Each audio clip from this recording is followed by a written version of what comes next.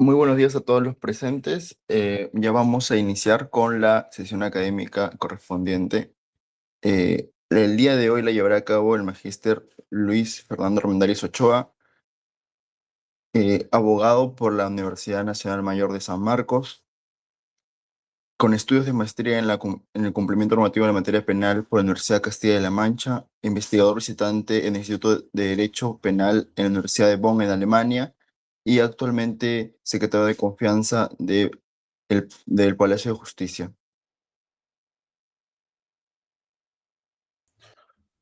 Buenos días con todos los presentes. Muchas gracias por la... buenos días con todos los presentes. Agradezco la presentación del señor eh, Max como tal. Bueno, en primer lugar quisiera extender una disculpa a todos ustedes, puesto que esta sesión estaba programada para el día jueves. Evidentemente tuve un contratiempo de salud bastante delicado. De hecho, ahora mismo recién estoy en proceso de recuperación, pero no quería extender más el retraso que iba a obtener, pues evidentemente mi suspensión de la sesión, porque ustedes ya la siguiente semana, esta semana entrante, mejor dicho, van a tener unas sesiones adicionales con mi colega Alexis Gil. Así que el día de hoy solamente quería extender nuevamente las disculpas por esta sesión. Ha sido algo muy grave, créanme que no es algo común en mí, pero a veces uno no está libre pues de someterse a los designios de las cuestiones de salud. Bien, estimados, el día de hoy vamos a conversar un poquito sobre lo que viene a ser la imputación subjetiva en la fase o en la temática del dolo, ¿no? Vamos a determinar básicamente qué se entiende por dolo, qué tipos de dolo hay y cómo funciona una imputación a título de dolo en nuestro país. Para esto, creo yo, y suelo hacerlo, no me gustaría iniciar con un caso y a partir de este punto empezar a conversar, porque es lo que busco, que es una conversación. Veamos esta siguiente cuestión. El caso es el siguiente, ¿no? Antes de iniciar, quisiera solamente aclarar que en nuestro Código Penal se regulan o se castigan lo que vienen a ser modalidades dolosas, ¿no? Por ejemplo, el homicidio, el hurto, el robo, la estafa, y la punición de conductas imprudentes o también llamadas delitos culposos es una cuestión excepcional, ¿no? Por ejemplo, existe el delito de homicidio doloso y existe el delito de homicidio imprudente, pero no existe el delito de robo imprudente, no existe la estafa imprudente, no existe la apropiación ilícita imprudente, etc. Eso es lo que quiero decir. El Código Penal por defecto castiga lo que vienen a ser situaciones dolosas. La situación de un castigo culposo es algo excepcional y tiene que estar expresamente regulado así en la ley penal. Bien, una vez puesta esta aclaración en marcha, quisiera comentarles este caso para poder empezar a conversar sobre esta temática. El caso es el siguiente, ¿no? Hay una persona, Max, que tiene 18 años, ha cumplido 18 años y está emocionado porque en casa han comprado un auto nuevo. Cierto día decide abrir la cochera y manejar el vehículo pese a no tener licencia. No obstante, él confía en que no pasará nada porque ha tenido algo de práctica en el pasado. Ha tenido de repente un par de conducciones asistidas con un familiar, prácticas con algún primo, etc. Y además él dice, no creo que nada pase porque también son las 6 de la mañana, esta hora todo el mundo está durmiendo, es lo que él comenta. Sin embargo, luego de sacar el vehículo de la cochera y conducirlo por 3 cuadras, colisiona e impacta contra una persona que caminaba cerca de la calzada, ¿no? O sea, cerca de la pista. La gran pregunta aquí es, ¿no? Si Max habría realizado una conducta dolosa, ¿no? O imprudente. Y para eso tendríamos que decidir básicamente definir qué cosa es una conducta dolosa y qué cosa es una conducta imprudente. En ese escenario suelo siempre realizar esta cuestión, ¿no? Que tanto el dolo, ¿no? Como lo que viene a ser la imprudencia, ambos, ¿no? Son magnitudes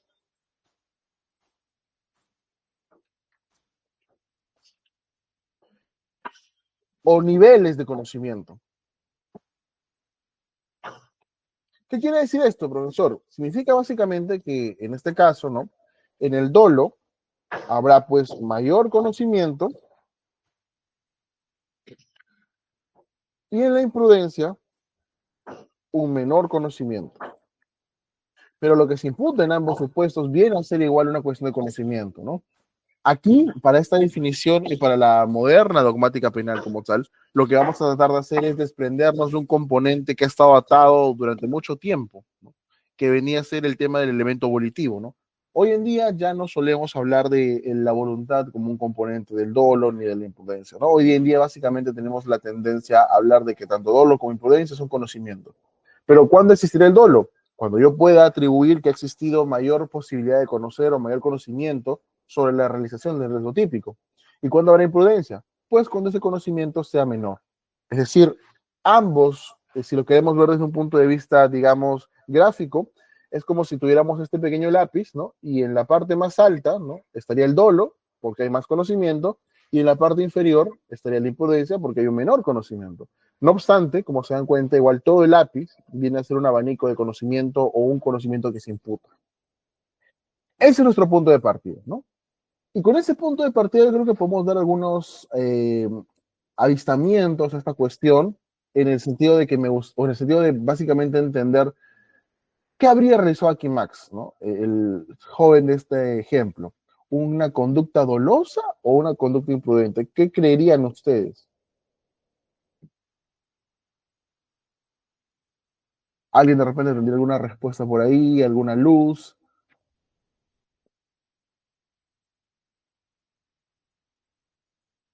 Porque en realidad alguien podría decirme, no, es una conducta imprudente porque él confió en que nadie iba a pasar y porque era temprano y pues porque nadie debería caminar por la calzada, ¿no? No es una posición, ¿no? Pero alguien también podría decirme, no, profesor, esto es una conducta dolosa porque él ha manejado un vehículo para el cual no está capacitado a manejar porque no tiene licencia, ¿no? Básicamente. Y por lo tanto, ¿no? Podría esto ser una conducta dolosa y Max tendría que responder por el homicidio doloso. Bueno, esa pregunta en realidad que estamos haciendo a efectos de la práctica o de la realidad es muy relevante, porque mientras si llegásemos a decir que es un delito de homicidio doloso, la pena puede alcanzar los 20 años. Sin embargo, si hablamos de un homicidio culposo, la pena podría ser hasta de 6 años. Para lo cual, ¿no? Fundamentalmente, tenemos que saber graduar cuando estamos frente a una situación dolosa y frente a una situación culposa. No sé si alguien de repente tenga alguna pregunta o alguna aproximación que le gustaría hacer en este extremo, ¿no? Como tal.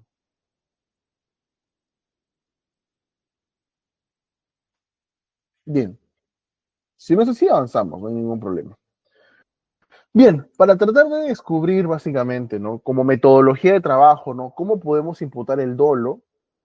A través de la historia de la dogmática penal ha habido diversas formas, pero me gustaría señalar simplemente dos. Una metodología psicologicista y una metodología más actual normativista, ¿no? Cuando hablo de una metodología psicologicista, ¿no? Me voy al ámbito de que en un primer momento o en un momento histórico, ya hace muchas décadas, los penalistas decían, oye, si lo que estamos imputando, básicamente el dolo, la imprudencia, no tiene que ver con el conocimiento, entonces lo más natural es tratar de entender la mente del sujeto, ¿no? Como tal. Y para entender la mente del sujeto podemos atender a sus emociones, podemos atender a cómo se sentía en el momento de los hechos, su personalidad, entre otras cosas. Pero luego, ¿no? Luego, evidentemente tuvimos que hacer un corte en esa metodología porque con estas cuestiones se realizaban actividades o mejor dicho, valoraciones de corte de imputación equivocadas, ¿no? Por ejemplo, ¿qué tendría que ver, ¿no? O por qué tendría que salir premiado, para decirlo en términos sencillos, ¿no? Aquel conductor que maneja a 100 kilómetros por hora, pero que internamente él confía en que nada va a pasar, ¿no? A diferencia de un conductor que maneja a 90 kilómetros por hora, es decir, 10 kilómetros menos, pero acepta que puede pasar algo. ¿Por qué ese fuero interno de se acepta o no acepta tendría que tener relevancia en la imputación subjetiva? Si al final se supone que la imputación, la teoría de la imputación, eso lo veíamos la semana pasada de la mano de la teoría de la imputación objetiva, es una atribución, es decir, es una valoración, una atribución, un juzgamiento que se le hace al sujeto desde fuera hacia adentro, ¿no? Donde se le pide básicamente responder por sus hechos, ¿no? Entonces, ese fue el gran corte en un primer momento para la teoría o la metodología psicologicista de imputación del dolo. En cambio, ¿no? O contrastando con ella, se propuso, se propone, mejor dicho, una teoría de corte normativista, ¿no? Es decir, aquí el conocimiento no va a ser un dato psíquico, algo que está en la cabeza del sujeto, sino va a ser, en realidad, lo que va a ser una atribución, ¿no? El dolo se va a construir, se va a imputar, se va a atribuir desde afuera hacia adentro. Por ejemplo, si yo, en el caso de, un caso muy conocido ahora mismo, en el caso de Real Plaza, del que se cayó el techo allá en Trujillo, si yo, ¿no? Soy gerente del Real Plaza, ¿no? Y a mí, yo he tenido conocimiento porque me llegaron unos documentos, unos informes de que esta construcción estaba mal y que en cualquier momento se podía caer, ¿no? Pero yo alego de que no, pues no sabía que se iba a caer porque ese documento llegó a mi oficina y yo nunca lo llegué a abrir o no lo revisé bien o lo revisé muy rápido. En realidad, esa cuestión, ese descuido, ¿no? De que yo no lo revisé bien, no podría decirme que yo actué de forma culposa, ¿no? Sino actué de forma dolosa porque yo tenía una competencia ahí, ¿no? Una competencia que básicamente era conocer de la situación de la infraestructura de ese lugar. No puedo refugiarme en el sentido de que no, esa información nunca llegó a entrar a mi mente y por lo tanto no soy responsable de esas cuestiones. Aquí lo importante, ¿no? Como tal, viene a ser lo siguiente. Y con esto quisiera demostrar algunas situaciones de qué es lo que pasaría si siguiésemos manteniendo una teoría psicologicista del dolo, como tal. Lo primero, ¿no? Nosotros sabemos que por principio de derecho penal, ¿no? Supongamos que ya decimos lo siguiente, ¿no? Perfecto, vamos a conseguir o vamos a imputar el dolo desde adentro. Mágicamente alguien se inventa una máquina, tendría que inventarse una máquina compleja, porque tendría que inventarse primero una máquina del tiempo. Supongamos que ha habido un accidente de tránsito, un choque. Tendría que inventarse una máquina del tiempo que, en primer lugar, nos regrese al momento del accidente, ¿no? O el momento previo del accidente. Y segundo requisito, esta máquina mágica maravillosa tendría que tener la capacidad, aparte de regresar en el tiempo, de poder entrar en la mente del sujeto y ver qué es lo que el sujeto en ese momento se representaba, qué es lo que estaba pensando, qué es lo que podía imaginar. Ahora, esto tiene una serie de problemas. En primer lugar, un problema de realidad, porque no existen todavía las máquinas del tiempo, ¿no? Y en segundo lugar, aún así existieran, y miren este supuesto tan futurista, ¿no? Aún así existieran, esa prueba, ¿no? O ese ejercicio no podría realizarse porque, como ustedes saben, en un Estado democrático de derecho, uno no podría ingresar a la mente de forma forzosa para saber qué era lo que el sujeto pensaba, ¿no? Recuerdan ustedes que en el derecho penal hay un principio, que es el principio de culpabilidad, en el cual el foro interno no puede constituir objeto de intervención penal, ¿no?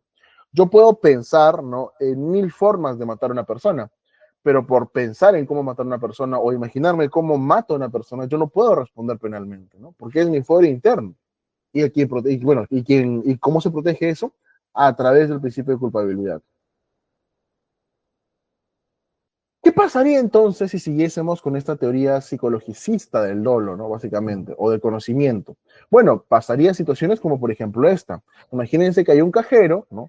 En un banco que entrega una fuerte suma de dinero al titular de una cuenta. Y el titular de la cuenta le dice, no, uy, gracias, señor cajero, ¿no? Con esto ahora sí yo voy a poder solucionar mi caso porque le voy a dar su tajada al juez, ¿no? Por el hecho de que el cajero le entregue este dinero, ¿no? El cliente le diga que con eso va a sobornar, ¿el cajero ya se volvería un cómplice de ese delito de soborno? Es claro que no, fundamentalmente, ¿no? Es claro que no. Ahora, ¿no? En el plano de la imputación del dolo, como tal, ha habido, pues, evidentemente, una metodología bastante tradicional, que es la metodología, como lo decía, psicologicista, en la cual se ha buscado diferenciar a dos supuestos bastante problemáticos, ¿no? Y para esto quisiera retomar aquí este pequeño gráfico. Tradicionalmente, ojo, tradicionalmente, cuando hablábamos de dolo, ¿no? Hablábamos de dolo directo, indirecto y dolo eventual, ¿no? En las clasificaciones típicas. Pero por otro lado, también teníamos a la imprudencia, que es el clasificado de la imprudencia consciente e inconsciente.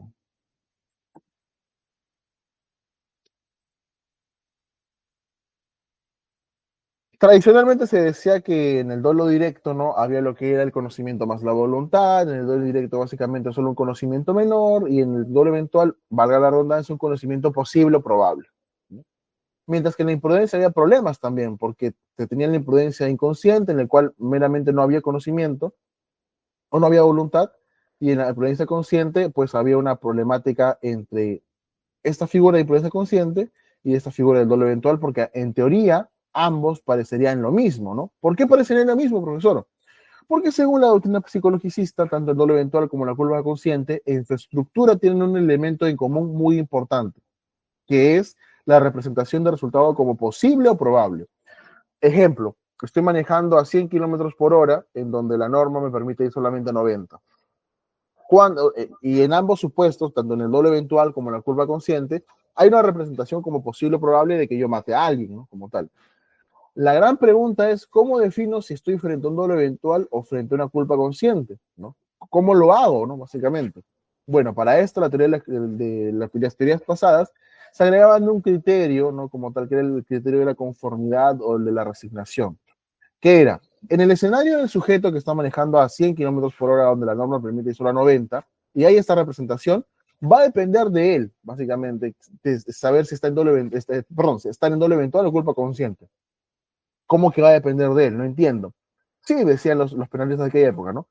Si la persona consciente o acepta este resultado como probable o posible, entonces va a ser doble eventual. Y si no lo acepta o no está de acuerdo, entonces será culpa consciente, ¿no? Y esta teoría, digamos, o esta solución cerró durante muchos años, la discusión entre doble eventual y culpa consciente. El gran problema es, como digo, es que esta metodología premiaba pues básicamente a personas, a conductores inescrupulosos, ¿no? Como tal. Un conductor que iba a 120 kilómetros por hora como tal, ¿no? Pero él confiaba, ¿no? Como tal. No, yo soy lo máximo, ¿no? Básicamente, yo soy, no sé, Max Verstappen, ¿no? Y puedo manejar a, no sé, más de 200 kilómetros por hora de forma estable, ¿no? Esa mecánica básicamente de trabajo pues llevó al fracaso en cierta medida de una doctrina psicologicista, ¿no? Porque, ¿cómo haría un juez en estos casos de manera real, no? ¿Acaso los pensamientos pueden ser leídos? El juez puede regresar en el tiempo y ver qué era lo que estaba pensando. Uno cuando va a manejar a más de la velocidad permitida deja una carta por escrito y dice, no, por si acaso, si yo manejo más de 100 kilómetros por hora, ¿no? Quiero que sepan que soy un experto, que, no sé, aprobé mi examen de conducir a la primera y que soy lo máximo y no tengo multas. No es una situación que nos pueda en realidad brindar soluciones concretas, eh, bases dogmáticas fuertes para poder realizar nuestra imputación. Y yo creo que un caso que también puede corroborar esto viene a ser el tema de la discoteca Utopía, ¿no? Como tal. Ustedes recordarán medianamente algunos de ustedes los hechos, ¿no? En el caso de la discoteca Utopía, para resumirlo en buena cuenta, ¿no? Bueno, era un establecimiento, ¿no? De entretenimiento, una discoteca en la cual en el año 2002 se hizo un evento muy grande con una fiesta de animales, con fuego, donde hubieron muchísimas personas, mucho más del aforo permitido, y que finalmente, debido a los malabares con fuego, se produjo un incendio en esta discoteca que no contaba con la autorización de defensa civil, no contaba con zonas seguras, no contaba con extintores y una serie de irregularidades administrativas que pues dio lugar a que cuando el incendio se produzca, muchas personas quedaran atrapadas, muchas personas mueran en el incendio, propiamente no por las llamas, sino por la falta de señalización, por el humo, por la gran cantidad de humo que se concentró en este lugar que estaba abarrotado de personas y que finalmente, como tal, ocasionó una sentencia para el administrador de esta empresa, el señor Percy North, quien en última instancia fue condenado por el delito de homicidio doloso y lesiones graves. Aquí la gran pregunta fue lo siguiente: ¿este delito como tal era una cuestión dolosa o imprudente? Les comento que en un primer momento al señor Percy North, ¿no?, le imputaron el delito de homicidio imprudente, pero fue luego recién, con un análisis más sesudo ya en la Corte Suprema, que la calificación varió a ser un doble eventual como tal. Y ahí fue el gran paso. La discoteca Utopía fue un hecho trágico que va a quedar en la memoria de todos nosotros, pero fue el caso que hizo que, al menos en el derecho penal peruano, la imputación dolosa, la metodología de la imputación dolosa cambie un poco. Ahora, ¿no? Como tal. El argumento tal vez no fue el mejor propiamente, pero fue un avance dentro de la metodología, ¿no? El argumento central de la sentencia para sustentar el homicidio doloso fue el siguiente: es admitible la tesis de que el acusado se representó el resultado típico y lesiones graves, y que a pesar de ello, dentro de la teoría de la probabilidad, asumió el riesgo probable y adoptó la continuación de su accionar mediante la realización del hecho, ¿no? Claro, el señor Percy North sabía que no tenía la licencia de funcionamiento al día porque había muchas irregularidades administrativas, sabía que no tenía extintores, sabía que no tenía señalización de seguridad, sabía que no podía meter a tanta gente porque la capacidad eran 500 y la había metido a 1500, sabía que no podía hacer malabares con fuego porque el techo era de material inflamable, y a pesar de conocer todo eso, decidió poner en marcha el evento, ¿no? Eh, Coincidimos con el resultado, que es un homicidio doloso, pero evidentemente podríamos haber hecho algunos cambios en cuanto a metodología, ¿no? Recuerdan ustedes, estimados y estimadas, que la mera representación de un resultado como probable, en realidad, bueno, pues no aporta nada a la diferenciación entre el dolo eventual y la culpa consciente, porque ambos en principio tendrían en común eso, ¿no? La representación del resultado. Y la representación del resultado no es sinónimo de dolo. Entonces, ¿cómo podría ser una suerte de indicadores, ¿no? Para unos primeros indicadores para definir cuándo estamos así frente a dolo y cuándo estamos frente a la culpa, ¿no? Como tal. Un criterio, ¿no? Que no es infalible, pero al menos yo les podría recomendar como tal, a tener en consideración, es que el dolo podría asociarse o podría asociarse en un primer momento, ¿no? Claro, a una representación probable de un resultado, pero, ¿no? Hay una indiferencia básicamente por parte del autor y realiza esta acción, ¿no? Como tal. Por otro lado, ¿no? En la culpa, el autor también podría llegar a representarse como probable un resultado, pero ¿no? Su ejecución viene con negligencia, ¿no? Más no con indiferencia. Para esto creo yo que podremos verificar esta situación de una forma más puntual. Cuando yo esta diferenciación clásica que ustedes seguramente han estudiado en el derecho penal, en sus clases de derecho penal, porque como repito, no es una diferenciación muy clásica, tiene un secretito de por medio. ¿Y cuál es ese secreto de por medio? El secreto es que esta forma de clasificar a la imputación objetiva es una imputación subjetiva que considera dos elementos para hacer la imputación del conocimiento, ¿no? Perdón, la imputación del dolo, porque viene a ser el conocimiento más la voluntad.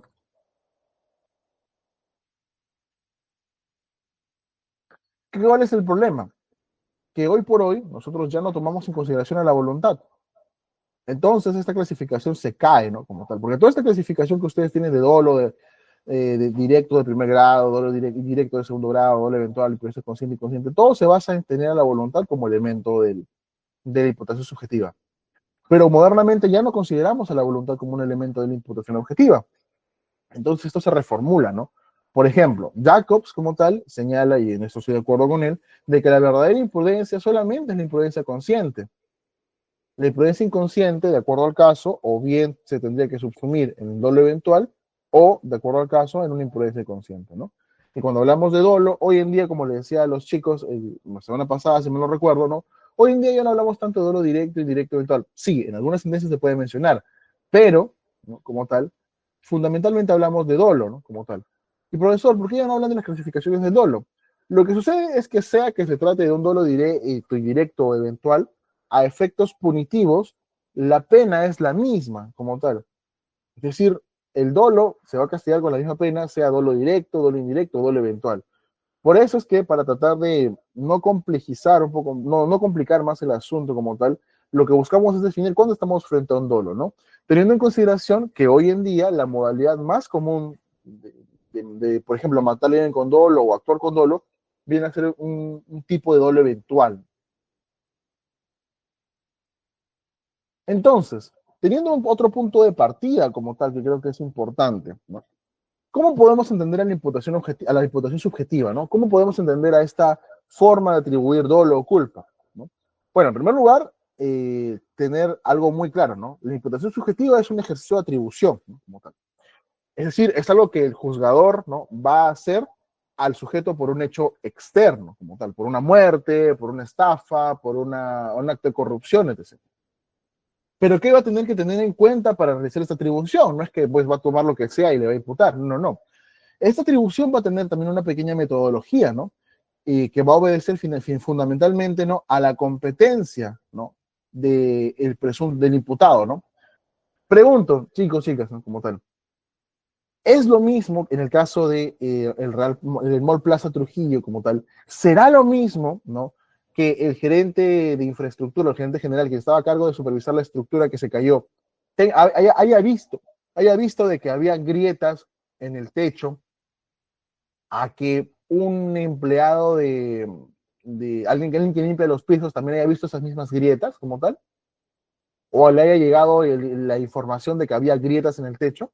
No es lo mismo, porque mientras que por un lado la competencia del gerente general podría ser, pues, evidentemente supervisar proteger de que esta infraestructura esté en las mejores condiciones posibles, esa competencia no le es exigible a la persona que trabaja en la labor de limpieza, pese a que ambos conocen lo mismo, ¿no?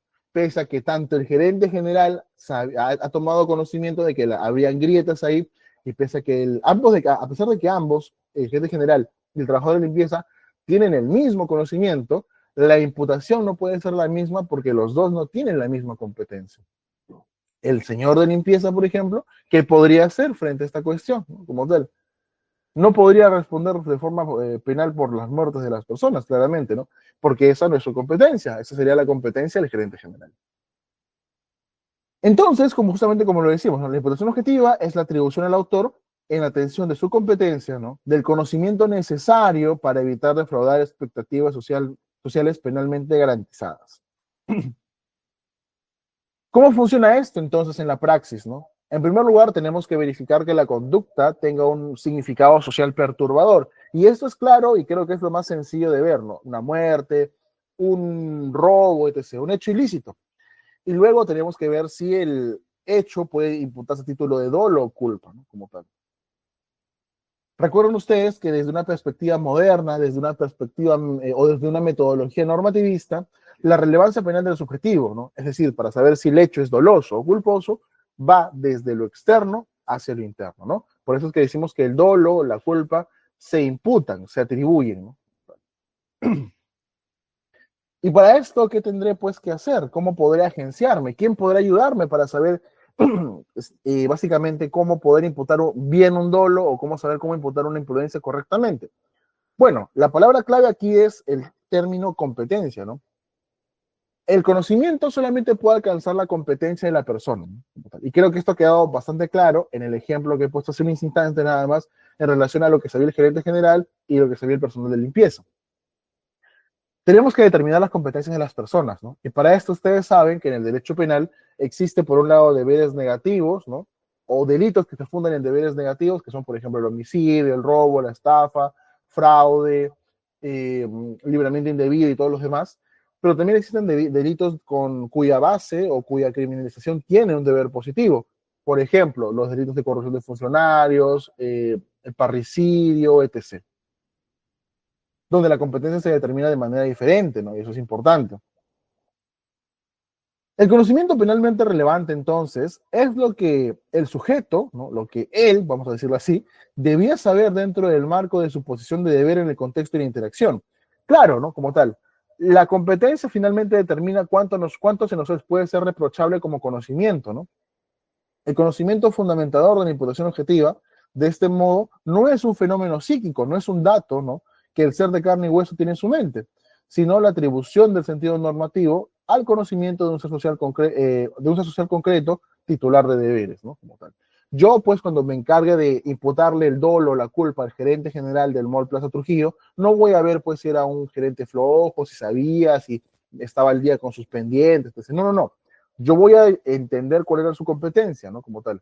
Y frente a esa competencia, por ejemplo, de supervisar infraestructuras, ¿cómo actuó, no? Si, por ejemplo, contrató a una empresa calificada para hacer la supervisión o levantamiento de observaciones que anteriormente había hecho la municipalidad, o si por el contrario eso no le importó en absoluto y solamente pensó en ahorrar dinero y contrató un taller chiquito, si los materiales fueron los correctos, etc. Y para eso quisiera yo mostrarles un pequeño video, ¿no?, ya que el caso está bastante importante en relación a un tema real de cómo está la situación. No quiero decir la situación del accidente en sí, sino algunos detalles que fundamentarían una posible imputación a título de dolo o imprudencia. Este es el abogado de una de las víctimas.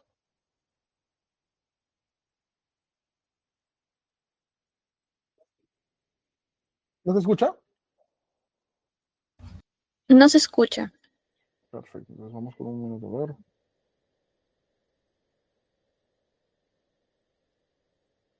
Ahora sí espero. Estándares hemos encontrado muchas de las estructuras, pernos, tuercas y estructuras oxidadas, estructuras al parecer pues que no cumplían con los estándares de edificación correspondientes.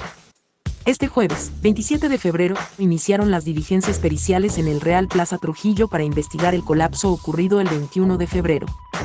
Durante la inspección, el abogado de la fallecida Harumi Carvajal, Eduardo Martín Muñoz Paredes, observó evidencias de mal estado en la infraestructura.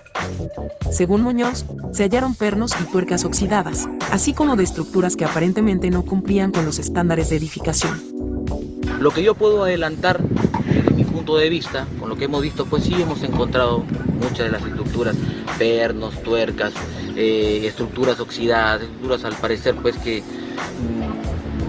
no contaban pues no tenían, no cumplían con los estándares de edificación correspondientes. Asimismo, indicó que aunque los detalles definitivos se sabrán al concluir las diligencias, los hallazgos iniciales apuntan a posibles fallos en el mantenimiento y construcción del centro comercial. En la revisión participaron peritos contratados por la Fiscalía, Real Plaza y la Defensoría Legal, además de oficiales del Ministerio Público. Muñoz también señaló que la Fiscalía inició una investigación de oficio contra el gerente general del centro comercial y otras personas responsables. Aseguró que los afectados no necesitan presentar nuevas denuncias, ya que el objetivo es sumar pruebas o testimonios a la investigación. Se espera que los peritos entreguen un informe preliminar sobre las causas de la tragedia hacia mediados de la próxima semana. Bien, retomando esta cuestión, tenemos que tener en cuenta lo siguiente. Ahora sí. Ver, como decía, ¿no? La competencia. ¿De quién es la competencia? Los mantenimientos, por ejemplo, de este sector o de esta infraestructura, ¿no? Hay un responsable, tiene que haber un responsable, ¿no? ¿Por qué no se cumplieron con los mantenimientos, ¿no? Los mantenimientos estaban al día, ¿quién los hacía? ¿El que los hacía estaba capacitado para hacerlo o no? Entonces son cuestiones que tenemos que evidentemente responder frente a una imputación de título de dolo o a una imputación de título de culpa. Recuerden ustedes, ¿no? Como tal, que para poder valorar un hecho como tal tenemos que centrarnos en un contexto concreto, básicamente, ¿no? ¿Por qué? Justamente en base a este video, ¿no? Una de las partes de la empresa, ¿no? Dijo, el hecho de que se encuentren, por ejemplo, ¿no? Pernos oxidados no quiere decir que haya habido un mal mantenimiento, porque en esta región llueve y el hecho de que llueva básicamente oxida las cosas. Y el hecho de que un perno esté oxidado no significa que haya habido una mala labor en lo que viene a ser la administración de la seguridad o la infraestructura. Puede ser, ¿no? Como tal, o sea, eso es algo que un argumento interesante y hay que centrarnos bien en el contexto de la acción para imputar esto, ¿no? Por ejemplo, otro ejemplo puntual, ¿no? Todos aquí, estoy seguro que comemos, bueno, la mayoría tal vez come con un poco de sal sus comidas, ¿cierto? Pero imagínense que un día, ¿no? Como tal, una persona, ¿no? Que sufre de una enfermedad en la presión o algo más delicado, ¿no? Recibe un plato muy salado de comida, ¿no? De parte de un amigo o de una persona que no lo conoce bien, no conoce su enfermedad, lo come y fallece por eso, ¿no? O de repente algo más puntual, ¿no? Al revés, una persona diabética, ¿no? Recibe un postre, ¿no? Que supuestamente pensó que había estado con, no sé, endulzado con stevia o con alguna otra situación, y en realidad está endulzado con kilos y kilos de miel, y esto hace que fallezca, ¿no? En una situación normal, pues alguien recibe un postre muy azucarado y dice, pues, no, qué feo, ¿no? O toma tu cosa, ¿no? Te lo devuelvo, ¿no? Como tal. Pero en esta situación, como tal, o esta cuestión, digamos, tan inofensiva al parecer, podría ser o podría tener un desenlace fatal. A lo que quiero llegar es que una acción que en un determinado contexto puede ser insignificante, como dar algún dulce excesivamente azucarado, en otra puede ser letal, ¿no? Y puede cambiar totalmente el significado de nuestra conducta. Entonces, ¿no? Hoy en día, ¿cómo podemos entender el dolo de una manera puntual, de una manera sencilla, para empezar a trabajar o a construir algo? Bueno, el dolo lo entenderemos como una valoración, como una atribución de la gestión de conocimiento que el sujeto tiene o debe tener, ¿no? Como tal. Aquí creo que ya como se hace una buena definición, la verdad me parece bastante brillante, ¿no? Que dice, el dolo es el conocimiento, ¿no? Del juicio general de que la propia conducta podría tener un efecto resultante al superar un riesgo permitido. La comprensión individual de este juicio no es necesaria para un comportamiento doloso, ¿no? Yo creo que los dos lo explico un poco, ¿no? Todos nosotros, siempre se habla, ¿no? Del conocimiento, el dolo del riesgo típico, ¿no? Yo creo que tranquilamente, si una persona que no tiene licencia de conducir se sube un carro, ¿no? Por ejemplo, y lo logra manejar, porque no sé, pues es un carro de repente automático, etc., ¿va a poder manejarlo? Por supuesto. Pero esta persona es plenamente consciente de que no está, no está calificado para manejar. Podrá arrancarlo, podrá manejar bien, pero una vez que llegue a la avenida, a la calle, a la carretera, va a tener problemas porque él sabe de que no está calificado para gestionar ese tipo de riesgos. Y si colisiona a alguien como tal, independientemente de si se lo representa o no se lo representa, porque de repente puede estar emocionado porque está conduciendo por primera vez en su vida, de repente no hay ninguna representación, es claro que lo que se va a imputar ahí es ese conocimiento de que él no está capacitado para gestionar eso y a pesar de eso lo ha hecho, ¿no? Como tal. A pesar de eso ha decidido conducir. Por eso es que, o sea, la comprensión individual de este juicio, ¿no? De que él diga, no, yo confío en que yo voy a manejar bien, yo confío en que voy a fallar, o sea, no tiene nada que ver, ¿no? Por eso dicen, la comprensión individual de este juicio no es necesaria para un comportamiento doloso. ¿Por qué, profesor? Porque quien hace la comprensión individual de ese juicio o quien valora la comprensión individual de ese juicio no es el mismo sujeto que se representa y se acepta, no acepta, se conforma, no se conforma, sino que quien hace esta valoración, este extremo de la valoración es el juez, como tal. El juez es quien va a decidir si hemos actuado de manera dolosa o de manera imprudente, no nosotros, ¿no?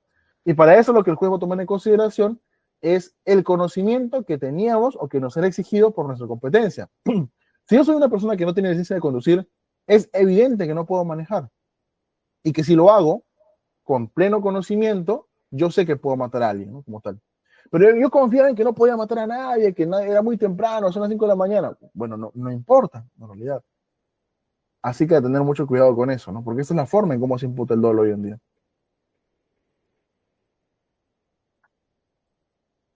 Y acá quisiera finiquitar con un ejemplo que me parece bastante gráfico a efectos de entender cómo funciona el dolo eventual, ¿no? Voy a leerlo muy rápido o resumirlo, ¿no? Como tal.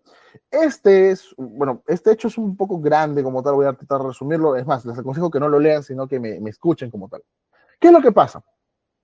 Aquí hay un conductor, un irresponsable como tal, que maneja un bus interprovincial. Perfecto, ¿no? Esto pasa por allá, por camino a Celendín. Entonces, en una parte de la vía, que era así como pueden ver ustedes aquí, en este carrito verde, ¿no? En estos carros, una vía bastante comprometida, bastante, bueno, es una vía, de verdad, bastante, ¿cómo decirlo sin que suene mal? Bastante complicada, ¿no? Como tal, que es lamentablemente la realidad del transporte interprovincial peruano, ¿no? Esta persona, este conductor, decide manejar por aquí, decide detenerse así, en una zona como esta, como pueden ver, una zona así, cerca de un barranco, una zona complicada, donde toda la parte de la carretera estaba desigual, porque según él, había encontrado unas piedras que le impedían seguir con el paso.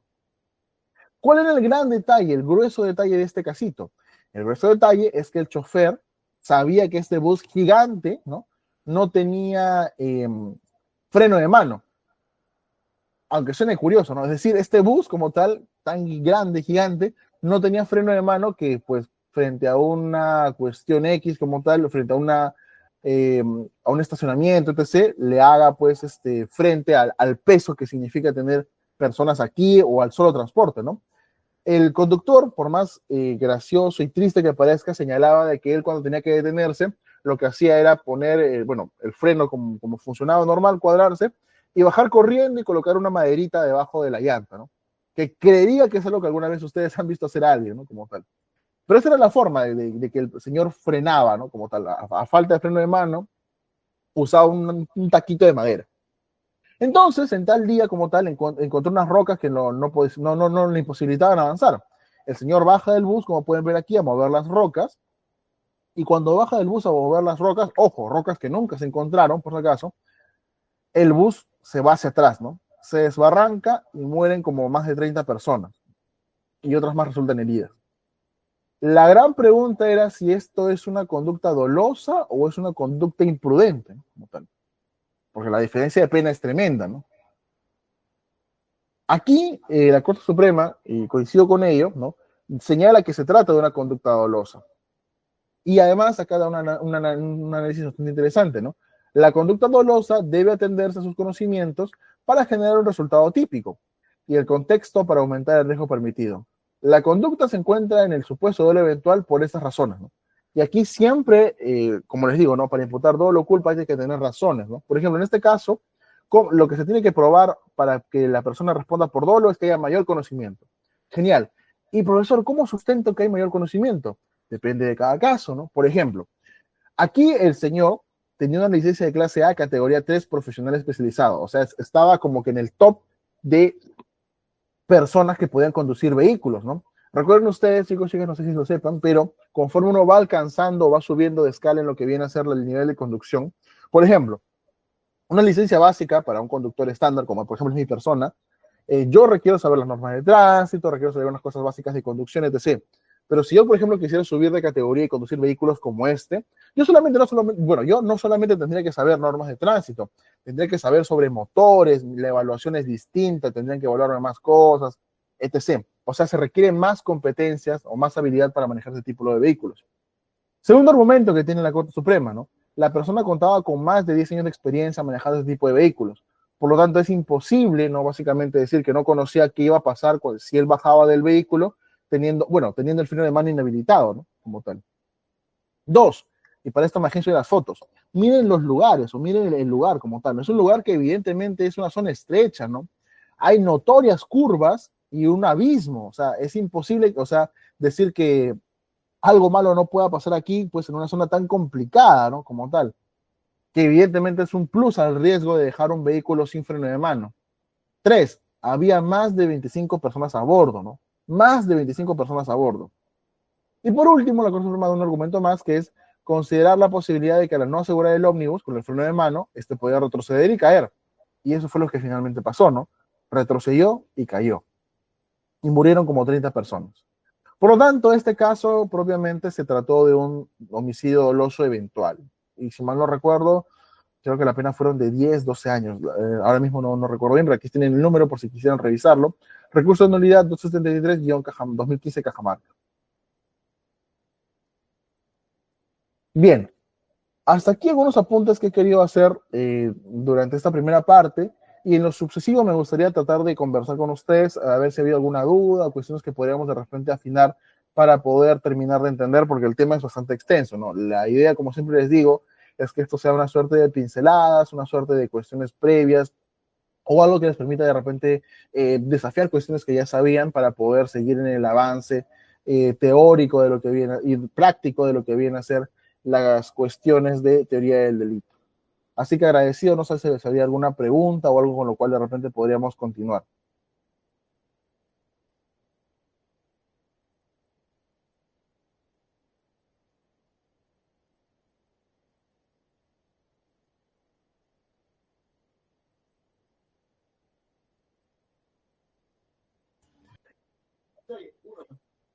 Sí, adelante, por favor. Ay, buenos días, doctor. Había entendido o escuché, creo, que, por ejemplo, en algunos accidentes de tránsito, lo que se debate es si es doble eventual o culpa consciente, porque la mayoría trata en el caso de culpa, transar con la víctima a Un fin acuerdo de que... reparatorio, sí, una posible oportunidad, etc. Ujú. En este caso, también creo que el caso de Real Plaza se está centrando en ello, ¿no? Lo que pasa es que en el caso, muchas gracias por la pregunta, Lucero, gracias por venir nuevamente, ¿no? Te comento, lo que pasa es que en el caso de Real Plaza hay que tener en cuenta lo siguiente, ¿no? Las cuestiones aún están en investigación y vamos a hablar, pues, de supuestos, ¿no? Como tal, para no ser, valga la redundancia, para no ser imprudentes. Lo que pasa es que independientemente, ¿no? De si la calificación es dolosa o culposa como tal, la cuestión de la reparación es algo que se busca para cortar el proceso, ¿no? Lo que pasa es que este juicio como tal va a ser bien largo, ¿no? Y hablemos con la realidad, Real Plaza lo menos que quiere es tener durante mucho tiempo prolongado, ¿no? Un escándalo de este tipo por una cuestión netamente empresarial. Y de ejemplo de esto hay muchos, ¿no? Yo creo que el que todos debemos recordar aquí es el caso McDonald's, ¿no? Recordarán ustedes este caso McDonald's que sucedió aquí en Lima, en San Miguel, donde dos trabajadores jóvenes como tal murieron electrocutados, ¿no? Básicamente por un descuido, ¿no? Como tal.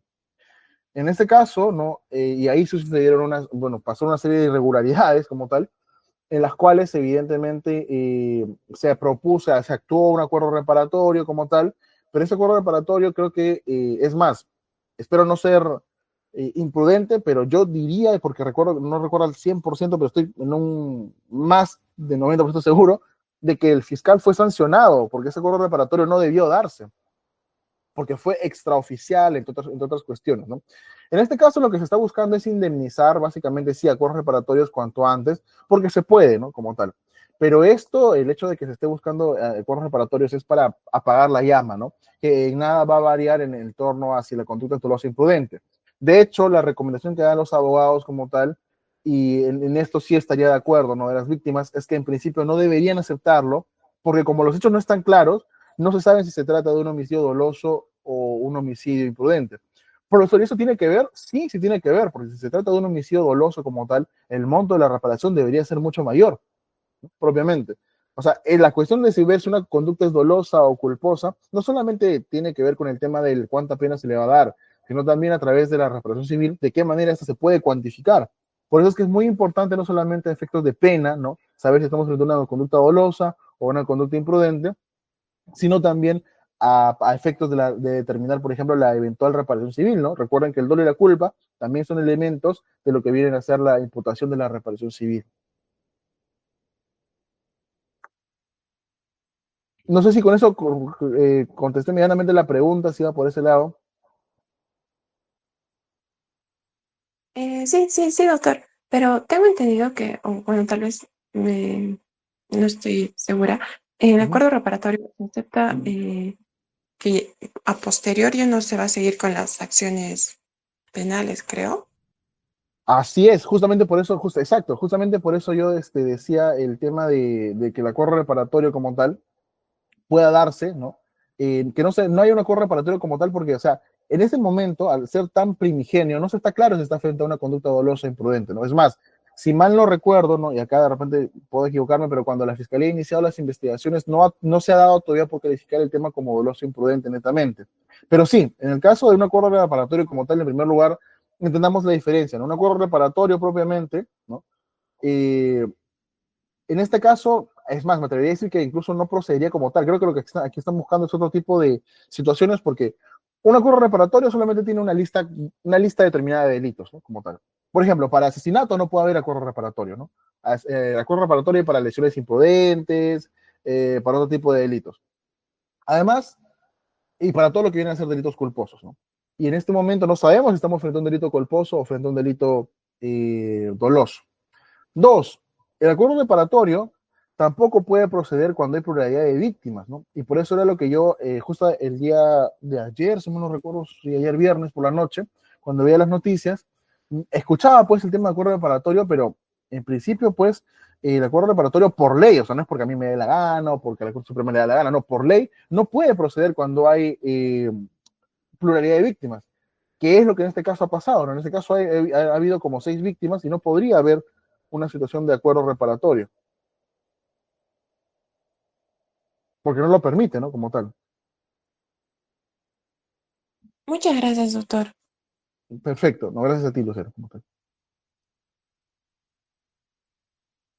¿Alguna otra pregunta? Disculpen, por ahí de repente.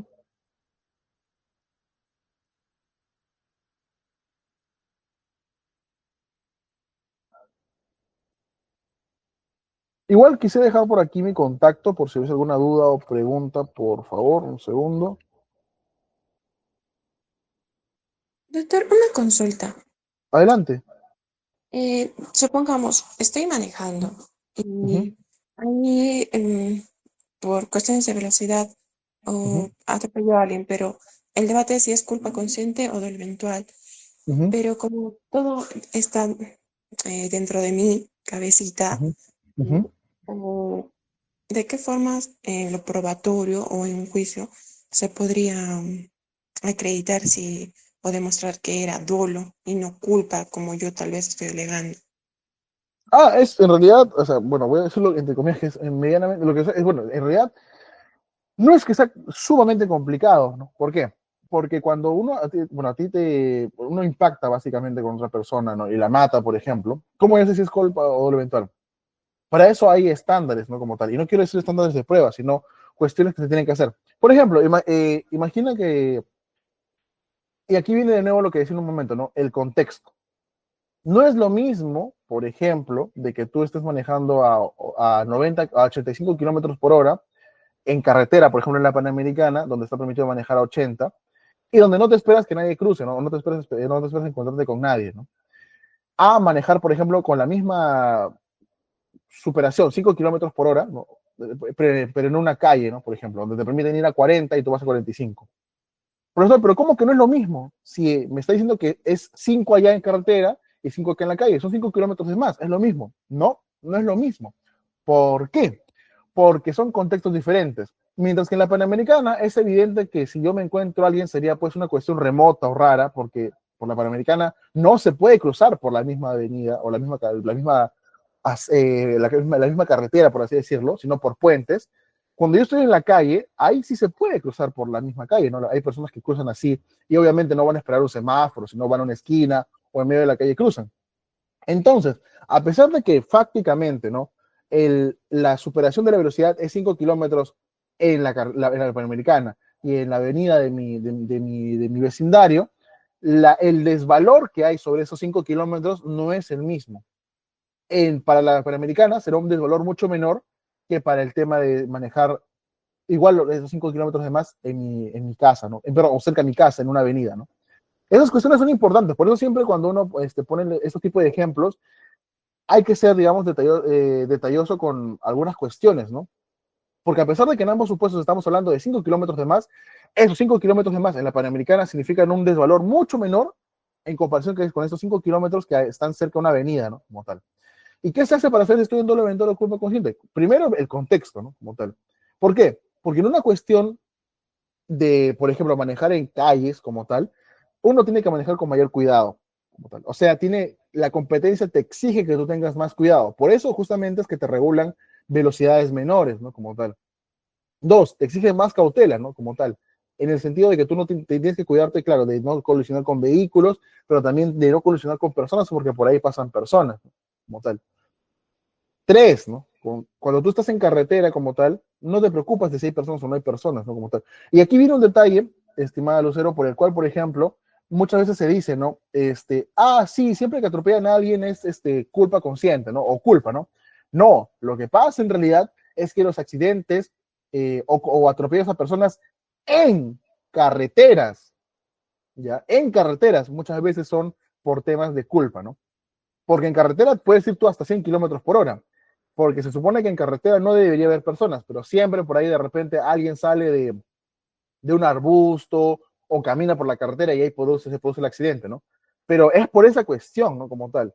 En un contexto de una avenida, cerca a nuestro domicilio, etc., tenemos que tener más cuidado, por eso es que se nos exige manejar con menos velocidad, y por eso es que a pesar de que aumentemos la velocidad de forma no tan significativa, 5 kilómetros como que te lo cometía, algo que, por ejemplo, para la carretera podría ser un delito imprudente o podría ser culpa como tal, para este supuesto sería valorado como dolo. Como tal. ¿Por qué? Porque lo que depende básicamente de saber si algo es dolo o es culpa, no es propiamente lo que yo tengo adentro, sino el contexto social donde se produce la acción. Ese es el detalle, ¿no? Como tal. Por eso justamente cuando se da el tema de los accidentes de tránsito hay algunos sesgos, ¿no? Porque dicen, sí, siempre que hay accidentes es por culpa, ¿no? Eso pasa porque son accidentes en carretera, donde tú tienes permitido manejar hasta 100, manejas hasta 105, evidentemente no te esperas que alguien salga de un arbusto y se choque, ¿no? Como tal, ya, ahí puede ser, ¿no? Pero en una avenida como tal, y para estos casos hay muchos, ¿no? O sea, miren aquí, por ejemplo, el caso de Ivo Dutra, ¿no? El caso de Ivo Dutra, este periodista que falleció atropellado por un cúster de la empresa Orión, eso fue doble eventual como tal, ¿no? Y pasó en una avenida, la avenida Javier Prado, si no recuerdo. Entonces, siempre va a ser importante el tema del radio, perdón, el contexto en el cual se desarrolla el hecho punible, ¿no? Como tal. Porque de acuerdo al hecho punible, yo tenía más o menos competencias para tener cuidado con mi acción. Doctor, entonces la representación y la posterior aceptación o asumir el riesgo depende de los contextos. Siempre va a depender de los contextos. Nunca puede depender de la persona, porque como lo decíamos al inicio, ¿no? Uno, ¿no? Nadie puede entrar en la mente del sujeto. Y aún así, si por ahora algún día se descubriera una máquina, un láser, ¿no? Una computadora que puede entrar en la mente del sujeto, esa prueba no podría valorarse porque se violaría un principio básico del Estado Social y Democrático de Derecho, ¿no? Así que esa acepción, esa posibilidad es totalmente rechazable, ¿no? No podríamos hacerlo. Y es más, ¿no? En la praxis como tal, también de nada sirve decirle al juez, señor, yo creía, yo confiaba en que no iba a matar a nadie como tal. No, lo que necesitas probar es que actuaste en la mayor medida de lo posible, de acuerdo a tus competencias, ¿no? De que no superaste mucho la velocidad o de que no la superaste, de que la persona apareció de repente y por eso colisionaste, entre otras cuestiones, ¿no? Muchas gracias, doctor. Gracias.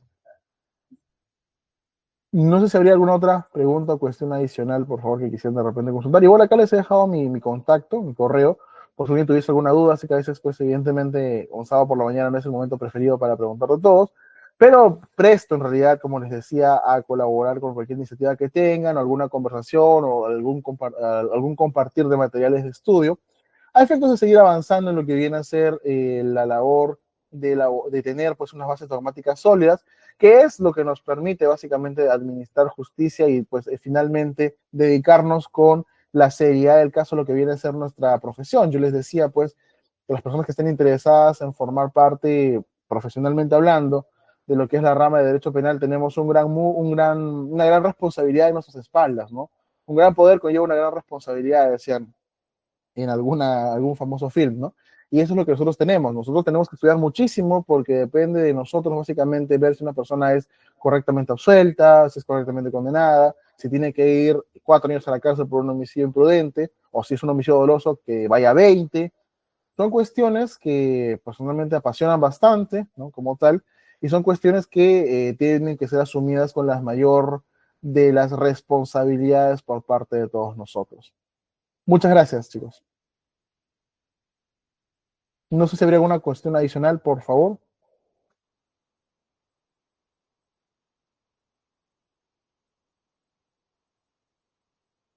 Muchas gracias a todos los presentes, muchas gracias al ponente nuevamente por acceder a esta reunión y darnos de su tiempo.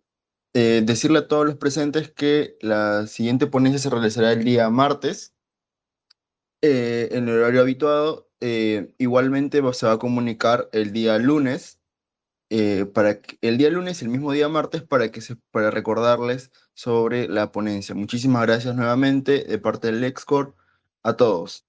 Sí, solamente para agradecer también nuevamente a Alex Ford y también invitarlos al día, el día martes y jueves que tienen sesiones con mi buen amigo Alexis Gilio. Con él hemos decidido pues emprender este pequeño proyecto, ¿no? Darle gracias a Alex Corp por el soporte también.